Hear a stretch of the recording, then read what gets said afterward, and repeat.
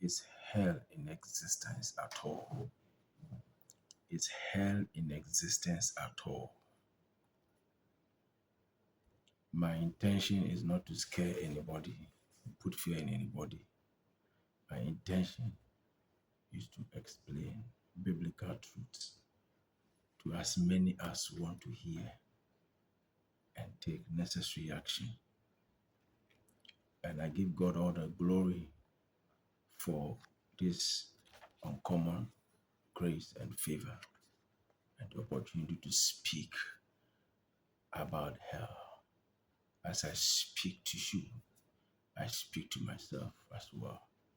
I speak to the body of Christ, and I speak especially to you out there who are yet to be part of the commonwealth of heaven or God's people. Is hell in existence at all? What is hell? Anytime the word hell is mentioned, unpleasantness readily comes to mind. Heat comes to mind. Pain and agony comes to mind. Is hell in existence at all? Some have written it off altogether. Some think that it's just a fiction or that it is a story. Hell. Now, in Luke chapter 16, verses 19 to 31, Jesus spoke about the reality of a situation between a rich man, the name was not mentioned, and Lazarus, a poor man. He mentioned that in the days of the rich man, the man enjoyed himself. The King James English says that he fared sumptuously every day, while the poor man laid at his gate in wounds, wanting, desiring to eat the crumbs that fell at the table of the rich man. Nobody seemed to care. Dogs even came to lick the wounds of this poor man. Well, let me state on authority that that story does not mean that all poor men will be in hell and poor people in heaven. As a matter of fact, and as a matter of truth, there will be many rich people in heaven and there will be many poor people in hell. It is a matter of choice and the condition of heart before one leaves or exits this planet that matters. It is a matter of the condition of the heart and relationship you have or do not have with God. Precious one. Hell.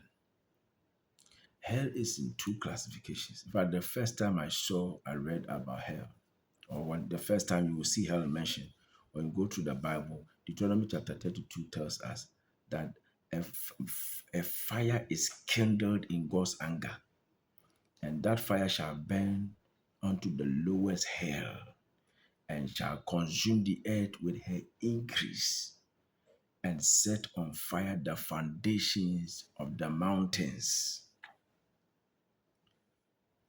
Hell is a place. Some have said that hell is a condition, what people go through on earth. In fact, what people go through on earth, all their pain and their hardship and atrocities are nowhere to be compared with what exists in hell. There are two classifications of hell. In fact, when you go through the scriptures, we have what we call Hades. It's a Greek word. And the analogous word in Hebrew is Sheol. Now, these mean the same thing. Hades or Sheol means a place of departed spirits. When Jesus spoke about the rich man and Lazarus, he mentioned that when the rich man died, he was buried. But when Lazarus died, he was carried into Abraham's bosom, which is paradise. Now, these were two distinct event, or these were two distinct situations. The circumstances were not the same. While one was in torment, the other was in bliss. At that time, they were separated. These two places were separated by a great gulf or chasm. So one could look yonder and see the other, depending on which side of the divide he or she is. So when we talk about hell, there are two classifications. Now, God gave us a planet where in many cases you have two sides of an issue, two sides of a coin. For instance, death and life, blessing and cursing.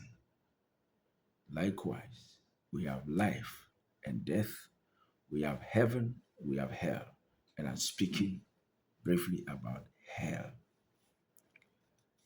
So I said two classifications. The first one has to do